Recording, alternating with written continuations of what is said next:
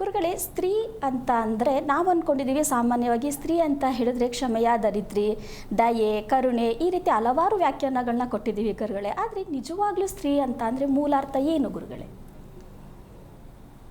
ಹರಿ ಓಂ ಶ್ರೀ ಗುರುಭ್ಯೋ ನಮಃ. ಇದಕ್ಕೆ ಒಂದು ರೀತಿ ತಮಾಷೆ ಹೇಳೋದಾದರೆ, ಸ್ತ್ರೀ ಅಂದರೆ ಸ್ತ್ರೀ ತಾನೇ, ಅಷ್ಟೇ ತಾನೇ, ಅದಕ್ಕೇನು ಹೇಳೋದು. ಆದರೆ ನಾವು ಯಾವುದನ್ನೇ ಆಗಲಿ ಪೂರ್ಣ ಪ್ರಜ್ಞತೆಯಲ್ಲಿ ಮಾತನಾಡುವುದನ್ನು ಕಲಿತಾಗ, ಪೂರ್ಣತೆಯ ಪ್ರಜ್ಞೆಯಲ್ಲಿ ನಾವು ಮಾತನಾಡೋದು ಇದಕ್ಕೇನು ಹೇಳುತ್ತೆ ಅಂದರೆ, ಜೀವನ ಅಂದರೆ ನಾವು ಅಂದ್ಕೊಂಡಿರೋದೇ ಬೇರೆ. ಜೀವನ ಅಂದರೆ ಪ್ರೀತಿ. ಜೀವನ ಅಂದರೆ ಪ್ರೀತಿಸ್ಬೇಕು. ಆ ಪ್ರೀತಿ ಏನಕ್ಕೆ ಬೇಕಾಗತ್ತೆ ಅಂದರೆ, ನಮ್ಮ ಕಷ್ಟ ಅರಿವಿಗೆ ಗೊತ್ತಾಗಲ್ಲ. ಜೀವನವನ್ನು ಪ್ರೀತಿಸಿದಾಗ ಕಷ್ಟ ಅಂತಕ್ಕಂಥದ್ದು, ದುಃಖ ಅಂತಕ್ಕಂಥದ್ದು ನಮ್ಮ ಅರಿವಿಗೆ ಬರಲ್ಲ. ಒಪ್ಕೋಬೋದಲ್ಲ? ನಾವು ಪ್ರೀತಿಸ್ತಾ ಇಲ್ಲ, ದ್ವೇಷಿಸ್ತಾ ಇದ್ದೀವಿ ಗೊತ್ತಿಲ್ಲದೆ. ಅಯ್ಯೋ ಎಂಥ ಜೀವನ ಇದು, ಸರಿನಾ ಇದು? ಅಂದರೆ ಜೀವನದಲ್ಲಿ ಬರುವಂಥ ಪಾತ್ರಗಳನ್ನ ಪ್ರೀತಿಸ್ತಾ ಇದ್ದೀವಿ ಗುರುಗಳೇ. ಅಂದರೆ ಹೆಂಡತಿ, ಮಕ್ಕಳು, ಗಂಡ ಈ ರೀತಿ ಪ್ರೀತಿಸ್ತಿದ್ದೀವಿ. ಆದರೆ ಜೀವನ ಅನ್ನೋದನ್ನೇ ಪ್ರೀತಿಸ್ಬೇಕು ಅನ್ನೋದು ನಿಜಕ್ಕೂ ಹೊಸ ವಿಷಯ ಗುರುಗಳೇ. ಅಲ್ಲ, ಪ್ರೀತಿಸ್ಬೇಕಾ ಬೇಡವಾ? ಖಂಡಿತ ಗುರುಗಳೇ. ಪ್ರೀತಿಸಿದಾಗ ಈಗ ಹೆಂಡತಿ ಮೇಲೆ ತುಂಬ ಪ್ರೀತಿ ಇದೆ, ಹೌದು, ಗಂಡನ ಮೇಲೆ ತುಂಬ ಪ್ರೀತಿ ಇದೆ. ಆಗ ಅವರು ಕಾಲು ಸವರಿದ್ರು, ಕಾಲಲ್ಲಿ ಒದ್ರು, ಬೈದ್ರು, ಏನು ಒಂದ್ಸಲ ಬಿಟ್ಟು ಪರಲ್ಲ, ಓಕೆ, ತೊಂದರೆ ಇಲ್ಲ. ಪ್ರೀತಿ ಇದ್ದಾಗ, ಇಲ್ಲದೆ ಇದ್ದಾಗ ನೋಡ ದಿಮಾಕು, ಗಂಡ ಅನ್ನೋದು ಬೆಲೆ ಇಲ್ಲ, ಹೆಂಡತಿ ಅನ್ನೋದು ಬೆಲೆ ಇಲ್ಲ, ಅಲ್ಲಿ ಬಂದ್ಬಿಡುತ್ತದು. ಹೌದು.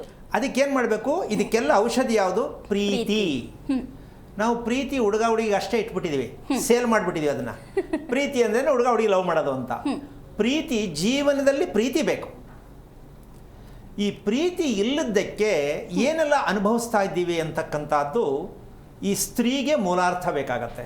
ಸ್ತ್ರೀ ಎಂದರೆ ಏನು, ಸ್ತ್ರೀಯ ಮೂಲಾರ್ಥ ಏನು ಅಂತಕ್ಕಂಥ ವಿಚಾರಕ್ಕೆ ಈ ರಹಸ್ಯಕ್ಕೆ ಕಾರಣಕರ್ತನಾಗಿರ್ತಕ್ಕಂತಹ ಶ್ರೀಮನ್ನಾರಾಯಣನ ಪಾದ ಕಮಲಗಳಿಗೆ ಕೋಟಿ ಕೋಟಿ ನಮನಗಳ ಅರ್ಪಣೆಯನ್ನು ಮಾಡಿ ಇದಕ್ಕೆ ಒಂದು 3 ಅಕ್ಷರ ಬರುತ್ತೆ.